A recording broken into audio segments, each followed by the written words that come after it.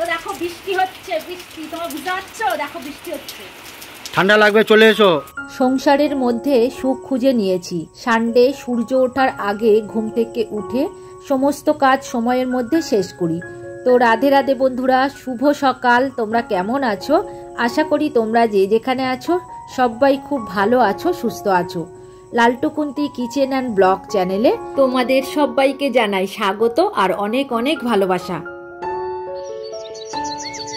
আজকের হলো রবিবার, সকাল এখন 6টা বাজে। এখন থেকেই তোমাদেরকে সাথে নিয়েই নতুন আরও একটি ব্লগ আমি শুরু করছি। সাথে থাকো, আশা করি আজকের ব্লগ তোমাদের খুব ভালো লাগবে। তো সকালবেলায় ঘুম থেকে উঠেই ফ্রেশ হয়ে ঠাকুর ঘরে চলে গিয়েছিলাম। তো ঠাকুর প্রণাম করে নিয়েই ছাদে চলে গিয়েছিলাম প্রত্যেক দিনের মতো সকালের পরিবেশটা দেখতে। তো চলো এইবার এক এক করে কাজ সেরে নেব। আমাদের মতো গৃহবধূদের না সকালবেলায় শুরু হয় এই কাজকর্ম দিয়েই। তো দেখো সকালবেলায় উঠেই রান্নাঘরে চলে আসতে হয়, রান্নাঘর ক্লিন করা, রান্না করা। তো এই রান্নাঘরেই সকালের দিকটা আমাদের অনেকটা সময় দিতে হয়। তো দেখো আমরা কিন্তু প্রত্যেক দিন একই কাজ করি, তাও কিন্তু আমাদের কোনো রকম বিরক্তিবোধও হয় না, কোনো কষ্টও হয় না, কারণ সংসারের মধ্যেই আমরা সুখ খুঁজে নিয়েছি। তো এই সংসারের প্রত্যেকটা কাজ আমরা ভালোবেসে করে থাকি, তাই কোনো রকম কষ্ট কিন্তু হয় না। তো দেখো সকালবেলায় উঠে প্রত্যেক দিনের মতো আজকে দেখো রান্নাঘর ক্লিন করে নিলাম, গ্যাস ওভেনও পরিষ্কার করে নিয়েছি। এইবার টেবিলের কাছে চলে এসেছি, টেবিলটাকেও পরিষ্কার করে নেব। আর বাসন তো আগের দিন রাতেই মেজে রেখেছিলাম, তাই বাসন নেই। তো দেখো সকালবেলায় উঠে এই বাসি কাজগুলো সেরে নিয়েই প্রথমে আমাদের চা বসানো হয়। তো দেখো বর্মশাই চা করে, তো আমি একটু তোমাদেরকে দেখিয়ে নিলাম। তো আমি আর বর্মশাই চা খাবো, আজকে কিন্তু বাবা খাবে না, কারণ বাবার শরীরটা একটু খারাপ, তোমাদের আগেই বলেছিলাম, মানে আগের ব্লগে। তো বাবা ওই কারণে একবার করেই চা খাচ্ছে সকালে। আর সকালের দিকে ওই কতিলা ভেজানো খায়, চিয়া সিড ভিজিয়ে খায়, বাতাসার জল খায়। তো ওই কারণে বাবা আর চা খেতে চাইছে না। আর হ্যাঁ, ডাবের জল খায়, এক কাঁদি ডাব নিয়ে এসছে, তো প্রত্যেক দিন একটা একটা করেই খায়, তোমরা তো দেখেছো গতবারের ব্লগে। তো ওই কারণে বাবা বলছে আমি একবারই খাবো, দুবার আর চা সকালে খাবো না। তো যাই হোক, এখন বর্মশাই আর আমি চা খেয়ে নিচ্ছি আর একটু গল্পও করে নিচ্ছি। আসলে আজকে সানডে, তো দেরি করে রান্না বসাবো, আর কি বাজার করে আনবে সেটাই আর কি আলোচনা হচ্ছে। বাবা মাংস তো খাবে না, তো আমাদের জন্য মাংস আনা হবে, বাবার জন্য মাছ আনা হবে। তো ওটাই বলা বলি করছি, ছেলে তো মাংস খাবেই, সেটাই ছেলেও পাশ দিয়ে আবার বলেও দিচ্ছে। তো যাই হোক, আজকের মাংস আনা হবে, মানে মুরগির মাংসই আনা হবে, আর বাবার জন্য মাছ আনা হবে। আর কি আনে বর্মশাই। আর সব থেকে বড় কথা কি বলতো, অনেকটা বেলা হয়ে গেছে, তো এই বেলায় গিয়ে কি মাছ পাবে তার নেই ঠিক। তো যাই হোক, ও এখন চা খেয়েই বেরিয়ে যাবে বাজারে। আর আলু পেঁয়াজ আনতে হবে, মানে রবিবারের যা যা আনার দরকার আর কি, সারা সপ্তাহের জন্য এনে রাখা হয়। পেঁয়াজ, আদা, রসুন, আলু এইগুলো আনতেই হয়। আর আমাদের ঘরের পাশেই তো ফাঁকা মাঠ, আর পেয়ারা বাগান আছে, দেখতে খুব ভালো লাগে। এই জানালা দিয়ে বলো, আর খাওয়ার টেবিলে বসে যখন আমরা খাওয়া দাওয়া করি, তো বাইরেটা দেখতে বেশ ভালো লাগে, তোমরা হয়তো আমার ব্লগে দেখেছো। তো এদিকে দেখো বর্মশাই চা খেয়ে বেরিয়ে পড়েছে, ও মানে বাজার করতে চলে গেছে। আর আমি তার মধ্যে দেখো ঘরবাড়িগুলো মুছে নিচ্ছি, কেননা আজকের তো সানডে, ওই কারণে আমার রান্না করতে অনেকটা দেরি হবে। তো তারপরে যদি আমি ঘর মুছতে যাই আমার অনেকটাই লেট হয়ে যাবে, ওই কারণে এখন দেখো আমি ঘর মুছে নিচ্ছি। মানে ও যতক্ষণ বাজারে গিয়েছে কি আনবে, তারপর তো রান্না করব, তো ততক্ষণাৎ আমার ঘর মোছা হয়ে যাবে। আর আজকে টিফিন বলতে বাড়িতে যা আছে তাই খাওয়া দাওয়া হবে। অন্যান্য রবিবার বাইরে থেকে পরোটা কিনে আনা হয়, কিংবা বাড়িতে পরোটা বানানো হয়। তবে আজকের কিন্তু বর্মশাইকে বলে দিয়েছি আমি কিচ্ছু করতে পারবো না, আমার অনেকটাই লেট হয়ে যাবে। অলরেডি আজকের সমস্ত ঘর মোছামুছি করব, কেননা আজকে তো রবিবার, তাই বলে দিয়েছি ওকে আমি টিফিন করতে পারবো না। আমি আর ছেলে ভাত খাবো, বাবা ওদিকে ভাত বসিয়ে দিয়েছে। আর বর্মশাই খাবে ছাতু মাখা, মানে ওই যে আচার বানিয়েছি, আমের আচার দিয়ে কাঁচা পেঁয়াজ দিয়ে ছাতু মাখা খাবে। দেখো খাওয়া হয়েও গিয়েছে। আর বাবা চিড়ে খেয়েছে, মানে বাতাসা দিয়ে বাবা চিড়ে মাখা খেয়েছে, আর ও ছাতু খেয়েছে, আমি আর ছেলে ভাত খেয়েছি। তো দেখো এখন সমস্ত বাসন মেজে নিলাম, ওগুলো কিন্তু টিফিন খাওয়ার বাসন। তবে এদিকে সকালের কাজগুলো তো হয়ে গেল, এইবার রান্না বসাবো। ওদিকে দেখো জোগাড় করা হয়ে গেছে, তো রান্না এদিকে বসিয়েও দিয়েছি। তো এখন দেখো মাংস কষা হচ্ছে, মাংস নিয়ে চলে এসেছে বর্মশাই। আর আজকের অল্প মাংস নিয়ে এসছে, যেহেতু বাবা খাবে না, বর্মশাই খাবে না, তো আমি আর ছেলে খাবো, তবে বর্মশাই খায়, তবে অতটা পছন্দ করে না।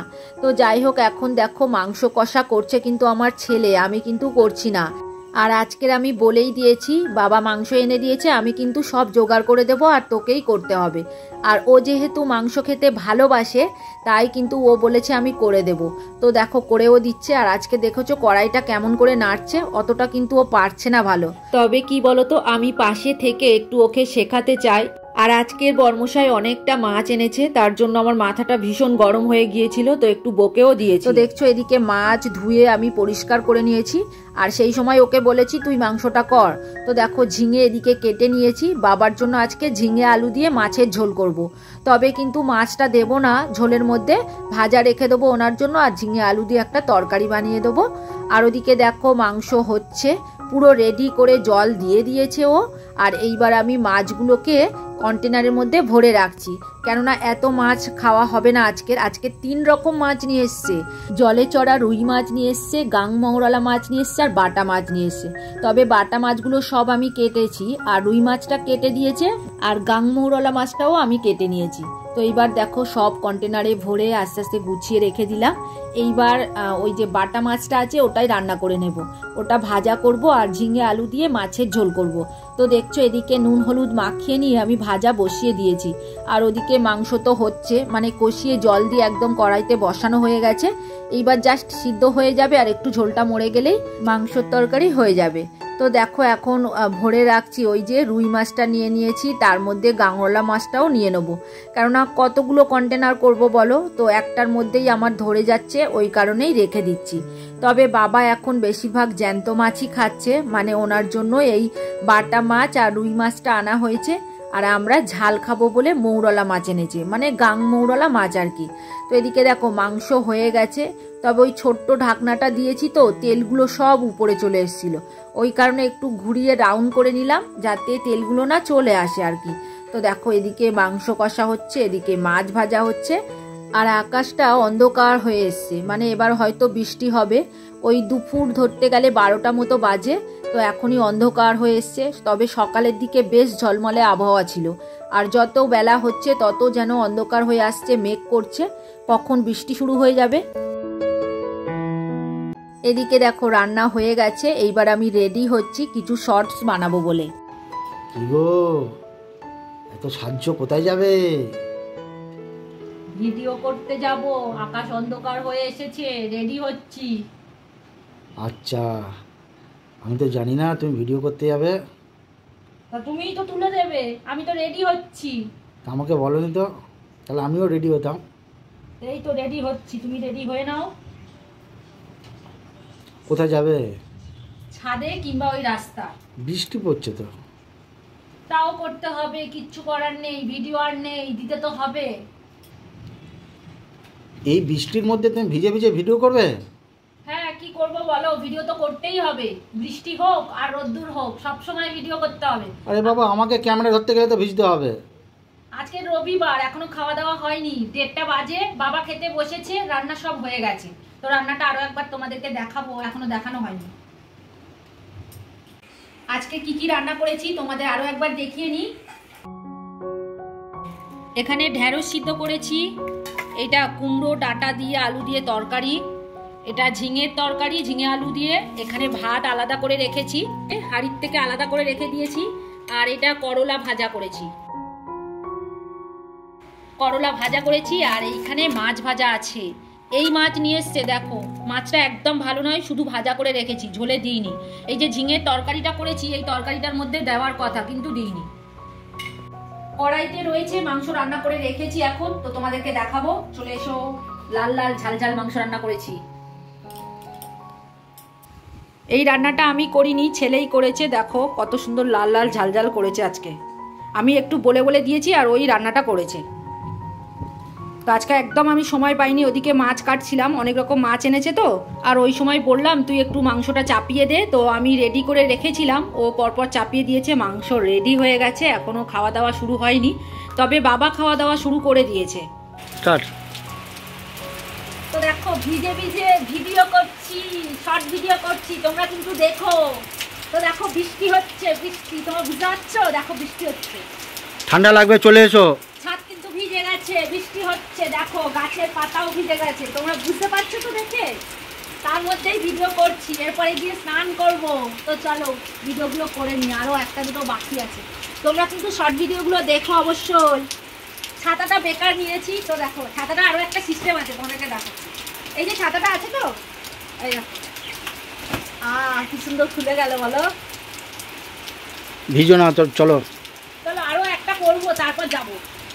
দুপুরবেলায় কিছু শর্ট ভিডিও করার পরে খাওয়া দাওয়া করে রেস্ট নিয়ে নিয়েছি। এখন দেখো সন্ধে হয়ে গেছে, তো এইবার সন্ধেটা দিয়েই একটু বের হব। তো চলো এইবার তোমাদের কমেন্টের উত্তর দিয়ে দিই। কেয়া দে দিদিভাই কমেন্ট করেছে, খুব সুন্দর লাগলো ব্লগটা। আগে কিছু টোটকা শিখেছি, এবার শনিবারের কিছু টোটকা জানলাম।